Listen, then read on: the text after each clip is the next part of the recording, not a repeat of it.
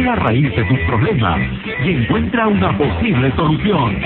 A continuación, De Frente y Sin Máscara. De Frente y Sin Máscara.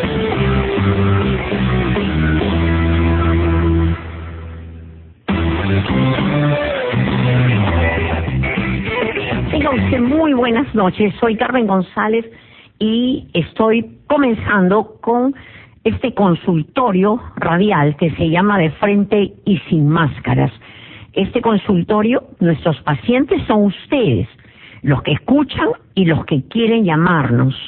Entonces pueden llamarnos al 271, ¿cómo es? 271-1165, es uno, ¿no? No, ahorita les voy a decir. Lo que sé es que hay uno que es gratuito, que es el 0800-13-14-0. Hay una línea gratuita, 0800-13-14-0. 0800-13-14-0. Esta es una línea gratuita para todo el país. Y también nos pueden llamar a dos líneas. 212, ¿no? 212-71-65. 212-7165 y 212-4100. Repito, 212-7165, 212-4100. Basta entonces de maltratar a las mujeres, porque ahora hombres y mujeres estamos de pie. Todos los hombres respetuosos del ser humano o de la mujer estamos de pie, igual que todas las mujeres, para que nunca más se maltrate a una mujer, ni a un niño, ni a otro ser humano. La gran razón es que a las mujeres, que usualmente nos han considerado inferiores y objetos, y que se pega como la cosa más natural, por eso los policías dicen algo habrás hecho. Y lo que decía Patricia Martínez es verdad, Patricia del Río, lo que dice ella es verdad. Da pena que a un niño lo maltraten. Da pena que a un anciano lo maltraten, a un animal lo maltratan. Pero cuando es una mujer, inmediatamente piensas, algo habrá hecho. Como si tuviéramos, fuéramos, ¿qué cosa? Dependientes, siervos, esclavos de alguien, y que nos podías, de otra época. Esto no puede ser. Así es que vamos a estar de pie, pero además para ir a la marcha. Yo voy a ir a la marcha y espero encontrarme con ustedes, todos los terapeutas y muchos pacientes de la clínica de las emociones. Vamos a estar ahí. Todos los de Frente y Sin Máscaras tenemos que estar ahí con nuestras pancartas. Ustedes me van a buscar porque voy a estar con un banner gigante, con varios banners, pero van a decir, el banner dice Clínica de las Emociones, De Frente y Sin Máscaras. Y ahí dice, no estás sola. Y eso es importante, porque usted no está sola, porque nos llama y ahí estaremos para acompañarla y para apoyarla, para que usted aprenda a respetarse. Y hay un videíto que estamos pasando donde decimos, nunca llores cuando un hombre te maltrata, porque él te sentirá inferior, te sentirá débil y entonces se pondrá más cruel. Cuando un hombre te maltrata, enójate como si a tu propia hija la maltrataran. Denúncialo, apártate de él. Tú no estás sola.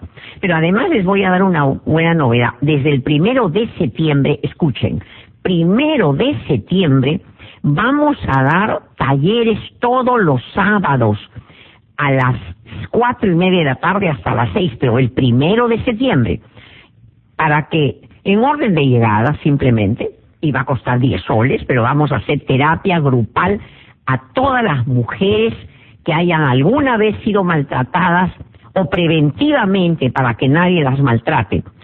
Solo 10 soles la terapia grupal, pero se va a llamar, el grupo se va a llamar terapia ni una menos.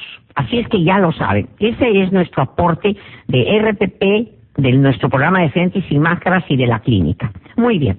Entonces vamos a hablar con Juan. Juan nos llama de Ica y él tiene 24 años. Sí, Juancito, dime por favor, ¿qué te está preocupando? Aló, buenas noches, doctor Carmen. Hola, hijito, baja un poquito la voz. Cuéntame, ¿qué te está pasando? Solo una pregunta nada más, estoy trabajando. Lo que pasa es que con mi señora a veces, cuando yo salgo con mis amigos, cuando llego de salir con mis amigos, mi señora me busca el querer pelear. Y hace de que la discusión, por decir, me enfurezca.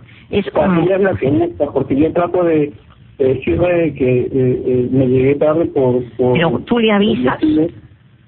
Claro, yo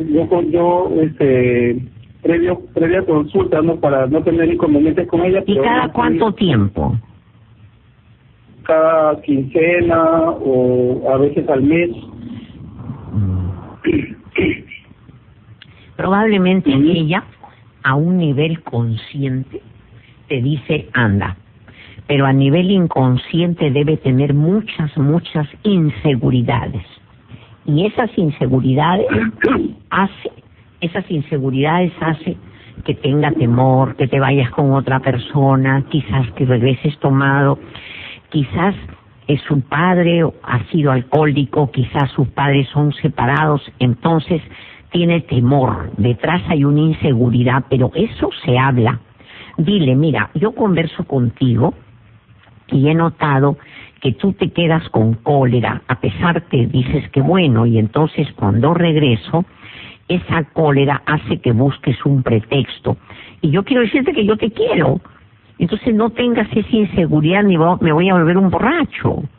Entonces habla así como cuando te sale una espinilla, tú aprietas hasta que sale y ya no te duele, exactamente ocurre así con el inconsciente, cuando tú logras descubrir lo que hay detrás, porque ella es como que tiene un globo ahí y entonces revienta por cualquier pequeña cosita.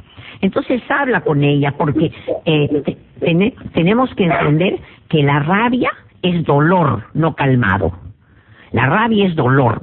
Y no es solo por ti, sino porque ella ha de tener esas inseguridades o esa necesidad de dominio. Y entonces habla con ella para que vea que detrás hay algo. Y que me llame, pues. Y a ver, quédate un ratito, vamos a ir a una pausa, para que me cuentes la historia de ella, para descubrir más o menos qué puede ser lo que está detrás. Regresamos.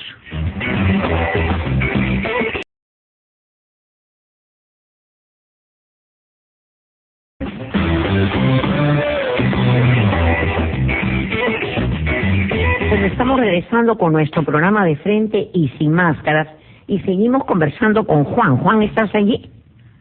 Sí, ha cortado. Bueno, pero interesante ver y saber lo último que le dije a Juan, que la rabia es dolor, pero sin esperanzas.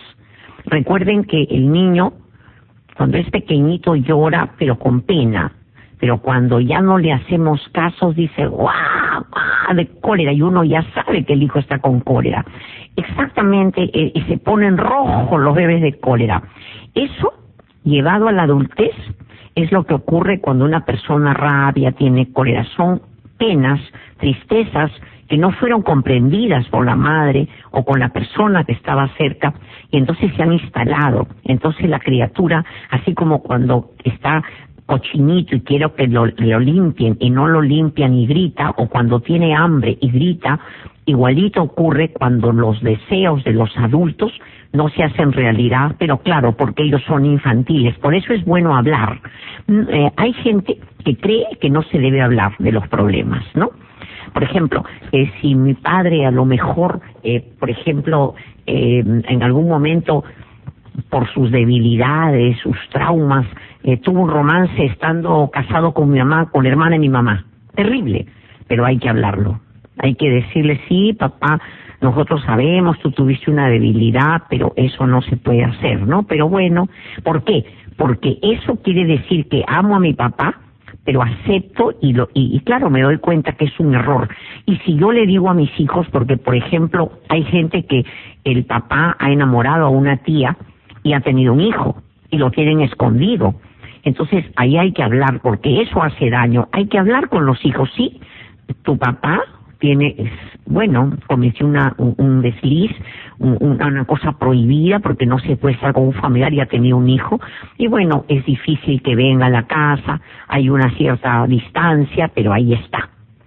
Porque si no, esos secretos se sienten, los hijos sienten que hay algo extraño. Uno tiene que hablar, tiene que darle un juicio de valor, tiene que saber que los hijos sepan que es una debilidad. Entonces ya el hijo no lo hace, pero si se mantiene escondido, según las constelaciones familiares se repite. Vamos a conversar con la señora Gladys. Gladys tiene 25 años y nos llama desde Piura. Gladys, ¿cómo estás? ¿Qué te preocupa, Angelita? Cuéntame. Doctora Gladys, buenas noches. Sí. Mire, mi consulta más es para, yo tengo un hijito de 2 años. ¿Ya? Y y a veces no sé, siento que no sé cómo criarlo. ¿Qué hace él? Cuéntame. Tengo acá yo nunca, o sea, en casa, mi último hermano tiene 22 años, mi último hermano. ¿Tú eres mamá soltera? No, yo tengo a mi esposo. ¿Y con quién, dónde vives? Estaba viviendo en Lima, sino que por motivos de que mi mamá tuvo cáncer y teníamos cuentas por pagar en el hospital y todo eso, casándome me vine con mi esposo acá a Piura, porque su familia es de acá. Ya, y entonces, ¿ahí nació el bebé? Sí, nació. ¿Y tú vives en la casa de tu mamita? Disculpe. ¿Tú vives en la casa de tu mamá? No, yo vivo en la casa de mi suegra. Como mi suegra tiene una extensión de terreno grandecito, nos ha dado como una herencia para mi esposo y ahí nos hemos quedado a vivir. ¿Y qué pasa con tu hijo? ¿Tu esposo trabaja allá en Piura? Sí trabaja en Piura, doctor. ¿Ya tú?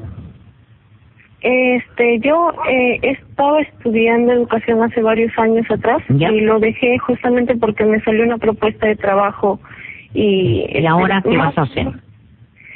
Ahora, de lo que ha nacido mi hijo, no me he quedado cuidándolo, pero sí estoy estudiando lo que es cocina. Ya, muy bien, para que hagas tu negocio y todo, ¿no? Sí, eso es lo que... y a la par estoy estudiando lo que es repostería y lo que son bocadillos. Qué bueno, y vas a trabajar en eso, y te va a ir excelente. Pero dime, ¿qué dificultad en esta casita, en este terreno, en esta casita que han levantado, solo viven los 3? Sino que justamente eso, sino que como al costado de la casa, en la otra casa vive mi cuñada, en el otro costado vive mi otra cuñada, sí. Entonces, y tengo varios sobrinos. Yo nunca en mi familia, nunca hemos vivido con mis primos, nada, sino solo mi familia. ¿Cuál es la preocupación tuya? Sino que a veces mi hijo juega con ellos y como ellos son más grandes, le paran pegando. Entonces, y a veces eso me fastidia en el hecho de que... ¿Qué les dices? ¿Qué edad tienen ellos? Tienen 6, el otro tiene 9 y... Claro, es que no están en edad de jugar, pues. No lo vas a poner a jugar, porque jugar es interrelacionarse. Entonces lo que puedes hacer es ponerle sus juguetes en el piso y entonces que él juegue y esté acompañado de que los demás jueguen. Pero no puedes jugar porque los niños, fíjate, no tienen un control de sus músculos, no tiene, o sea, su control motor es grueso. O sea, no es diferente. Una persona adulta cuida al niño, ellos no lo van a cuidar y ellos tienen movimientos fuertes. Entonces se ponen a jugar y no están con un desarrollo de personalidad como para que se controlen. Entonces no lo expongas, déjalo que juegue en un rincón con todos sus juguetes y díganle, no, más bien ustedes háblenle de rato en rato, pero no, porque si no, como ustedes tienen fuerza, entonces mueven el bracito y el hijito y el niñito sufre, porque no puedes exponerlo, ¿no? Doctora. No puedes exponerlo a la fuerza de los chicos. Mis sobrinos vienen a la casa donde yo estoy viviendo y ahí se ponen a jugar. Entonces, y cuando a veces me pongo a hacer cualquier cosa, ¿sí? Ya al ratito ya le hicieron llorar, le quitaron el juguete o si no es... Entonces, hijita, pero tú tienes que poner normas. Poner normas es hablar con firmeza. Hablar con firmeza no es resondrarlos ni agredirlos. Firme es derecha, como que la voz tuya llegara hasta el fondo de la tierra, como que clavas un palo hasta el fondo de la tierra. Entonces le hablas firme y le dices, no, Ustedes encantados de que vengan para que él esté acompañado, pero no, si ustedes no pueden, si ustedes creen que pueden jugar entre ustedes sin hacer llorar al niño, porque él es pequeño. Entonces, si es que lo hacen llorar, me va a dar mucha pena, porque ustedes no van a poder venir, ni mi hijo va a poder tener a sus primitos. Entonces, ustedes ya son grandes. ¿A ti no te gustaría, hijito, que yo te haga llorar y que te quite tus juguetes? Por ejemplo, cuando él está con sus juguetitos en la mano, tú arráncaselo a tu sobrino. Dile, qué feo es que a uno le quiten juguete. Entonces, no lo puedes hacer. Mientras uno habla con voz más baja, se habla más fuerte. No, hijito, no y no. No le quitan ningún juguete a él, porque él es pequeñito. Entonces, basta. Y cuando él les quite juguete, yo le hago entender a mi hijo que no. Porque la que tienes que poner normas eres tú. ¿Me entendiste? Sino que quizás como no te sientes dueña de la casa, sientes que eres la última que has llegado, entonces tienes temor que no te quieran, ¿no? Si tú le hablas mira, a veces mientras más despacito hay más intensidad de voz. No, porque además si el niño se golpea, ustedes se van a sentir mal porque ustedes son bien buenos. Así es que no. Si ustedes creen, cuando les abre la puerta, ¿ustedes creen que pueden controlarse? Sí, ya, entonces sí. Pero si el niño llora, no. ¿Se acabó? Sino que tú tienes temor, quizás de que te critiquen, ¿no? No, sino que hay una parte en donde con mis cuñadas he tenido problemas, justamente por eso cuando era más chiquito, venían a la casa o mis cuñadas lo llevaban al bebé para que lo hagan pasear junto con sus hijos y a veces llegaba moreteado, llegaba llorando. Y eso es lo que me llenaba de impotencia a mí. Entonces, claro, pero tú tienes que ser política. Cuando se van dicen no, porque sabes que mi hijo es muy movido y después se golpea. Así. Mejor yo también voy, ¿me entiendes? Porque, claro. ¿entiendes? Porque si no te lo golpean, pues espérate un poquito sea más grandecito, ¿no? Es porque es bonito, agradéceles que te lo quieran llevar, pero no puedes exponerlos, ¿no? Claro, doctora. Pero hazlo bonito, cuando tú dices bonito, sino que lo que pasa es que te da cólera, que no lo cubren, y como te da rabia porque tú no eres santita, tú eres una mujer normal y como te da mucha cólera, entonces temes de que te salga una voz fuerte y te pones a hablar despacito con una cólera enorme. Sino que varias veces hemos discutido con mi esposo justamente por eso, al reclamarle lo que hicieron ese día. No, pero tú, ¿por qué tienes que reclamarle? Tú tienes que arreglar con ellas. ¿Acaso él es tu papá para que reclames? No, al contrario, eres una adulta. Tú, si fuera tu papá, le dirías, mira, papi, lo que me han hecho. Arreglas con tu cuñada y se acabó, pero bonito. Bonito. Sí, varias veces hemos llegado a ese arreglo. Tal vez, ¿no? Como usted lo ha escuchado en su programa muchas veces hablar de la infancia y todo eso, tal vez el problema sea en mí, no en ellas tanto. ¿Por qué? A ver, vamos a ir a una pausa y luego me cuentas de tu historia. Ya regresamos.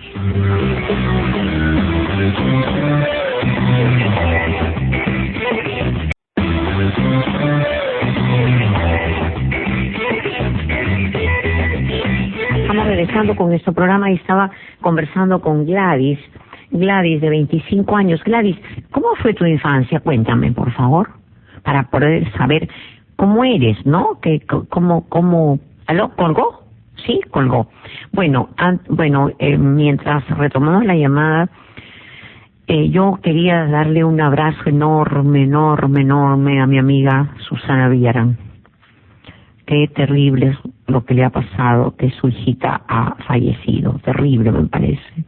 Un abrazo para Susana y decirle de que cuando una hija muere, cuando una hija enferma, las madres nos sentimos culpables, porque así es. Pero tú no eres culpable de nada, Susana, de nada. Siempre la has querido a tu hija. No habrá sido perfecta, pero uno ama a los hijos a lo que puede. Y tú siempre la has querido bien. Un abrazo, Susanita, un abrazo. Ahí vamos a estar en el Colegio La Recoleta. Vamos a estar ahí en la Plaza Francia acompañándote. Abrazo, Susanita. Bueno, Qué pena. Íbamos a conversar con Gladys. Sí, Gladysita, dime.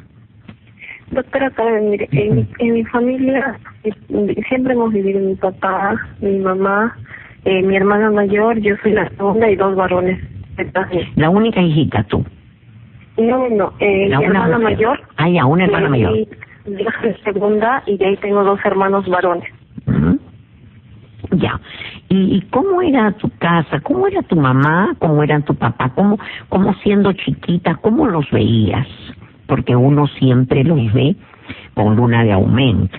Al papá amoroso lo vemos súper amoroso.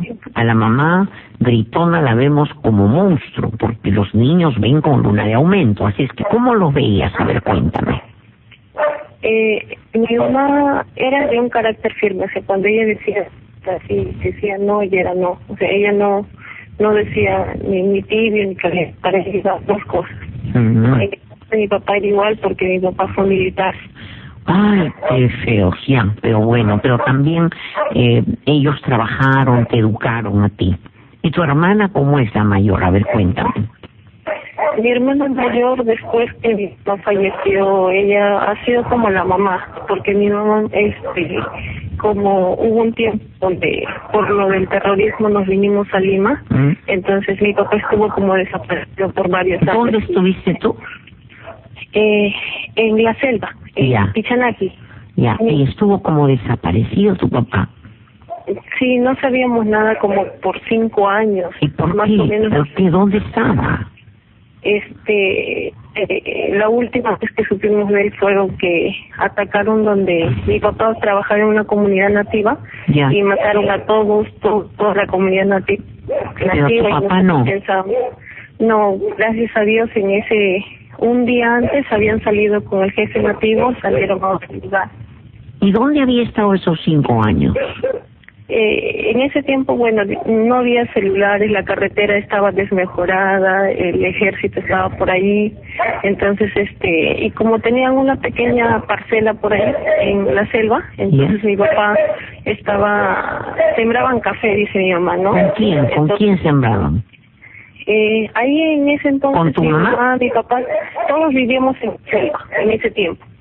¿Y tú dónde estabas? Mi mamá como tuvo complicaciones en el parto para mi tercer hermano, entonces vinimos a Lima, nosotros. ¿Y él durante 5 años estuvo por allá? ¿Y de qué vivían? ¿Quién el sueldo del militar te lo daba?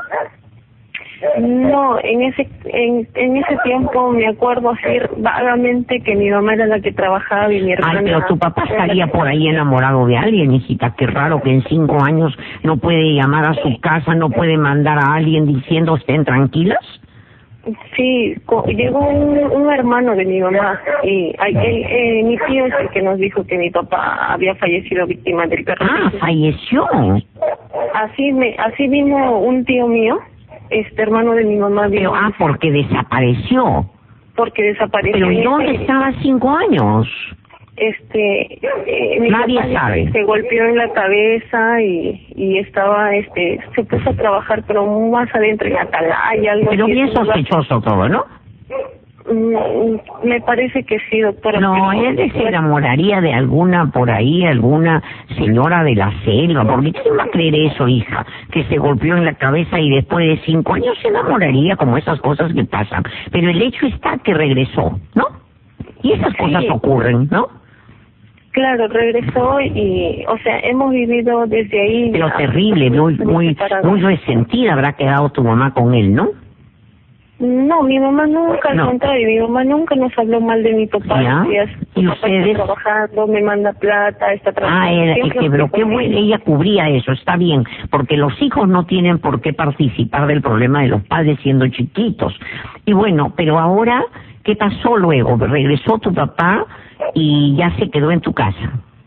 Sí, y mi papá, el carácter que yo me acuerdo de mi papá es una persona paciente, no es agresiva, nunca yo he visto que le haya pegado a mi mamá, nunca tomó en la casa, no es borracho, no, nada de eso. Entonces, ¿y tu mamá difícil? No. Mi mamá, le podría decir que cuando se molestaba, ella nos ponía un rincón, a los 4, si era un canto cada uno, y ese era nuestro castigo. Y rara vez nos ha golpeado. Qué gracioso castigo.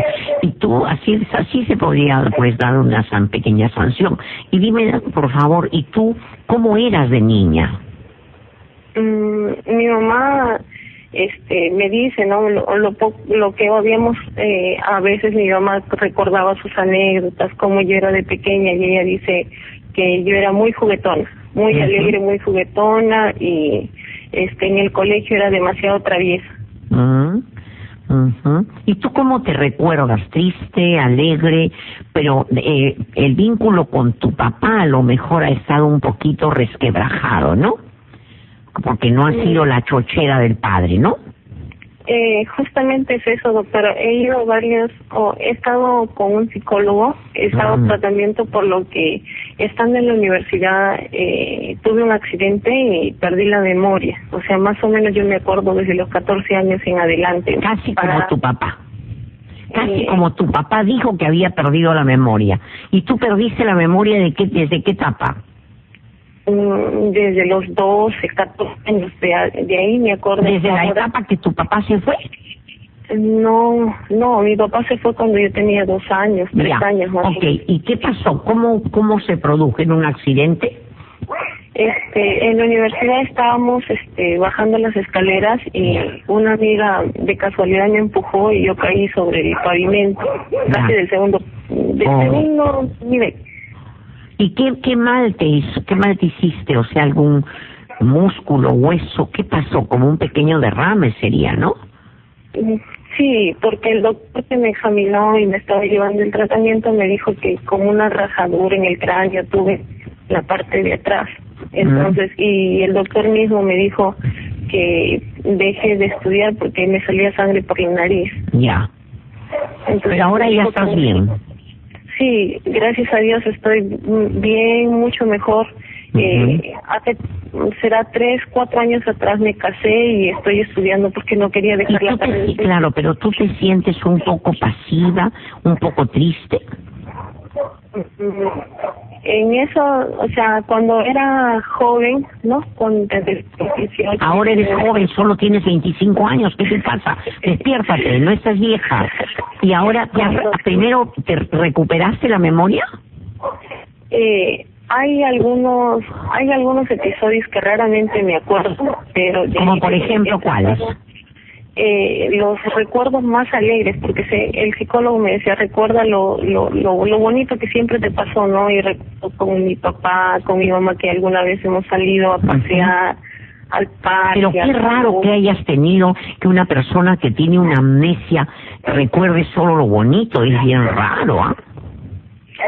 A mí me parece que quizás como un mecanismo de defensa estás ocultando las partes feas, porque no debe ser fácil quedarse solo con la madre, que la hermana sea la más importante, que ella sea la que asume las cosas, que te cuida y que además tu mamá debe morirse por sus hijitos. Entonces tú te quedaste como sola también. Entonces, me imagino que muchas veces has sido celosa de tus hermanos, porque todos los niños son así.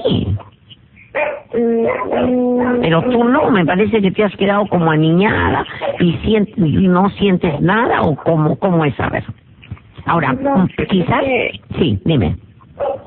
Cuando yo tenía 12 años, recuerdo que mi hermano al nacer lo tuvieron que operar de apéndice, ¿no? Y mi mamá vi cómo trataba de esmerarse por cuidarnos a los 3, y a mi hermano, por tratar de ver mejor, ¿no? En esa operación, porque era demasiado pequeño. Aparte, me acuerdo cuando... Muy fuerte, ¿no? Por ejemplo, ¿Y tu papá estaba desaparecido en ese momento? No, sino que mi papá trabajaba y el poco que ganaba no nos alcanzaba. Te da pena recordarlo, ¿no? Hay, por ejemplo, episodios que sí me da pena. Porque yo siento que tu voz se quiebra, pero cuando uno recuerda la infancia y estos traumas, no solo es pena, es impotencia, como si no quisieras vivirlos. y porque cuando hay un problema en la familia, uno no solo tiene pena, tiene rabia que ocurran esas cosas. Y no es malo que darse cuenta de que sí, que uno se frustra, porque uno se frustra cuando no puede solucionar un problema y no se puede aceptar lo que pasa. Entonces, eso es la frustración. Entonces, quizás te has quedado con cólera y entonces cambiaste de lo alegre que eras, te pusiste más seria. No, doctora, sino que eso es lo que me da miedo, que no puedas saber cómo criar a mi hijo. O sea, tal vez... O sea, tú te has quedado, yo te veo media niñada, como temerosa te has quedado, con miedo. Y no, el hijo lo único que necesita para ser feliz es que tengas paciencia y que no lo maltrates. Acariñarlo, y cuando estás tranquila, cuando se te va la cólera, no expresarla, entonces luego le explicas bonito. El niño, ahorita te explico, vamos a ir a una pausa ya y regresamos.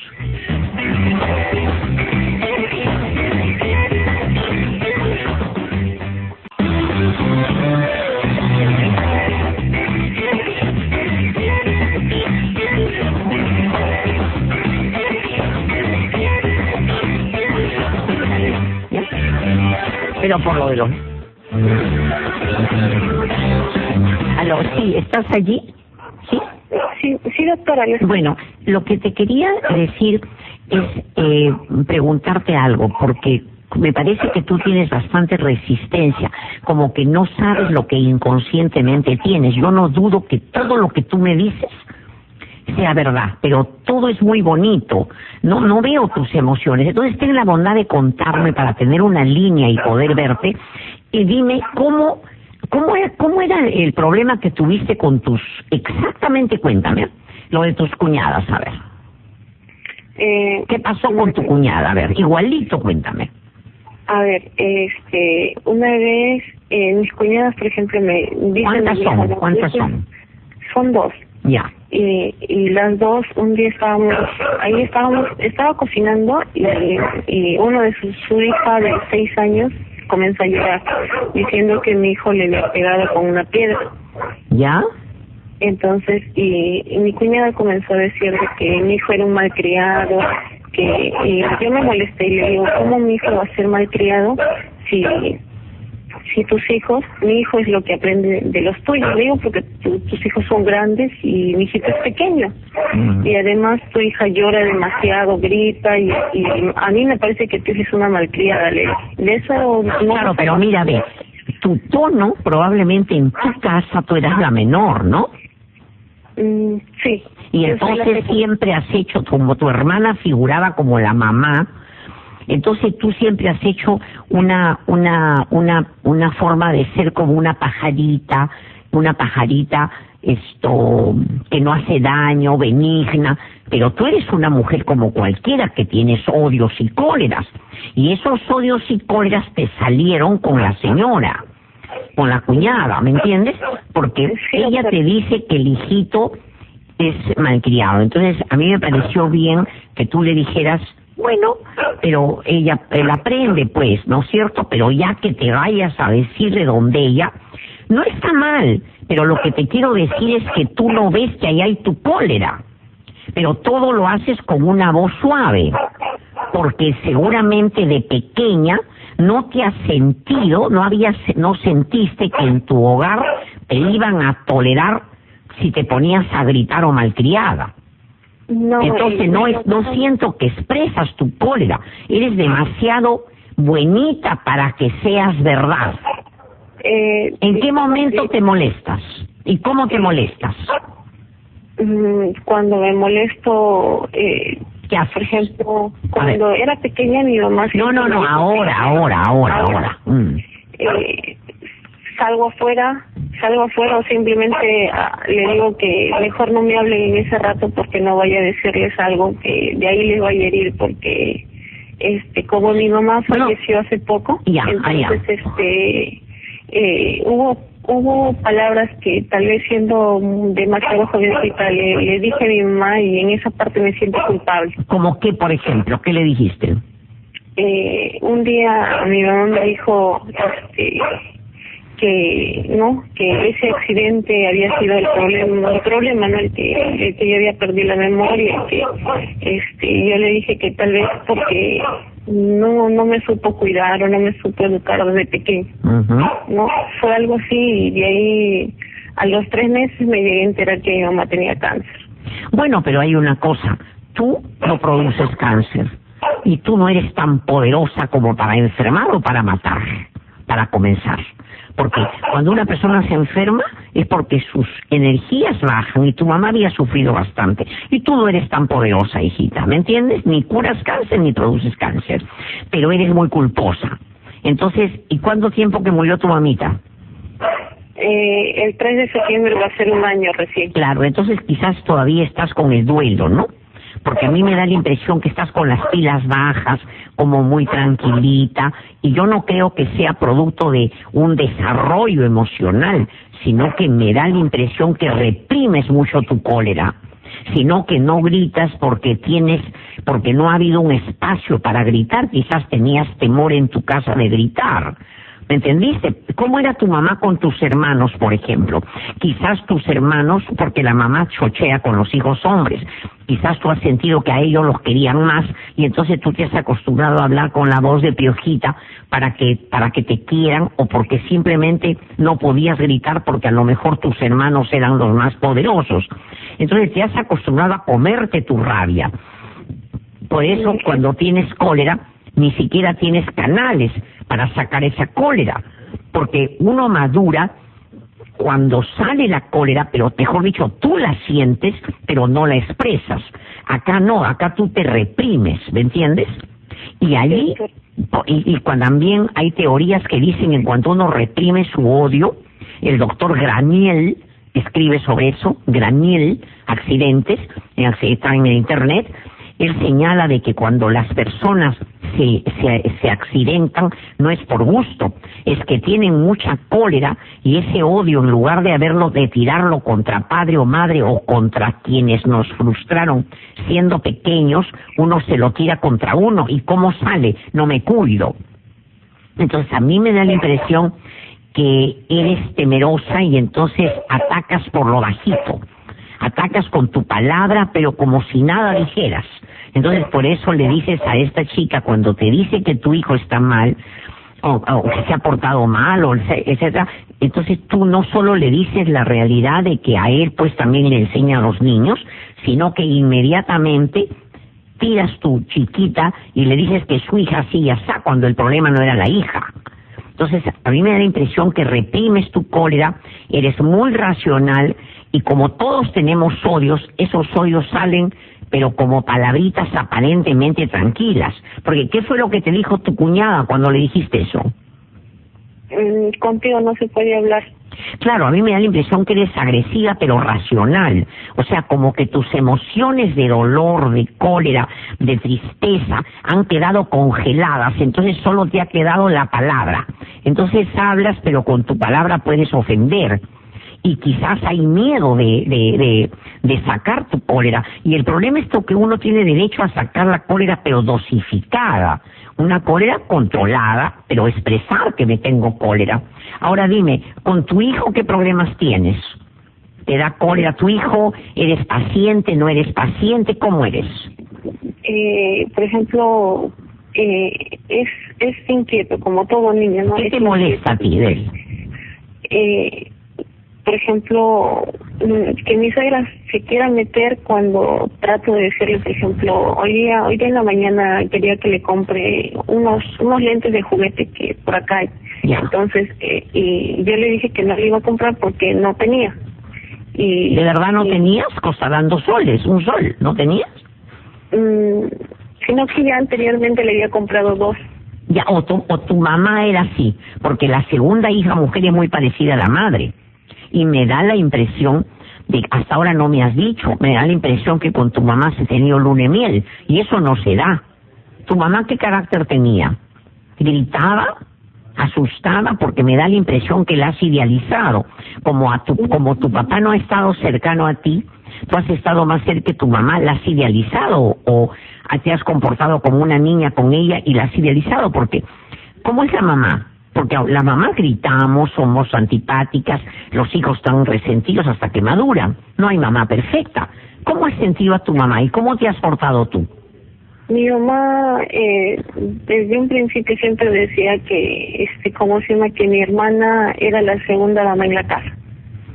Siempre nos hablaba que mi hermana y que a ella, mientras mi mamá salía, teníamos que... ¿Y quién te hacía cariño? Nadie. Nadie. A veces mi mamá, a veces tenía que repartir su cariño con mi hija. No, mira, ve, tú no te hacían cariño. Y entonces, como tú te da cólera que no te hayan dado cariño, dices, es que ella tenía que repartirse. Entonces, yo creo que tú estás muy reprimida, tu cólera, muy reprimida. Mira, vamos a seguir conversando. ¿Y qué sueñas? Ahorita ya tengo que irme, pero una persona como tú me gustaría que me contara sus sueños. Ahorita no puedo, pero me soñarás algo, ¿no? Sí, he tenido... Ya, entonces mira, tú llámame mañana para que, perdón, ya estamos viernes, el día lunes, o voy a decirle acá a Laurita que te llame, porque cuando una persona está tan controlada como tú, tan cerrada, es importante ver los sueños, porque por ahí podemos investigar un poco, y te conviene ver qué tienes dentro, porque eso que tienes dentro, tu hijo lo percibe, ¿ya? Muchas gracias. Ya, muy bien, entonces... deja tu teléfono a Laurita para que te llame, seguramente Fiorella ya va a venir, para que te llame el día lunes o martes, ¿ya? Gracias, hijita, de nada, gracias tú por confiar en nosotros. Jacuchis, un abrazo gigante, y ya saben, mañana tenemos el taller Renacer, el lunes, no se olviden, taller gratuito de meditación, que es tan importante, con Brahma Kumaris. A las 6 de la tarde empieza el taller, todos tendríamos que meditar. Y es un taller gratuito para todos los oyentes de RPP. Un abrazo para todos y nos despedimos hasta el día lunes. Pero mañana nos vemos en la marcha de Ni Una Menos. Ahí estaremos con nuestros banners, nuestra pancarta, porque vamos a marcar un antes y un después. Nunca más un maltrato de ninguna clase, si no, nos vamos a la calle a hacer una manifestación. Ya vino Fiorellita. Un abrazo para todos, gracias a Mario Roldán, y bueno, nada más, ya no se vayan, quédense con Richard Cortés, que viene con la rotativa del aire. Permiso. Hasta aquí, de frente y sin máscaras. Nos encontramos nuevamente este lunes a las 9 de la noche.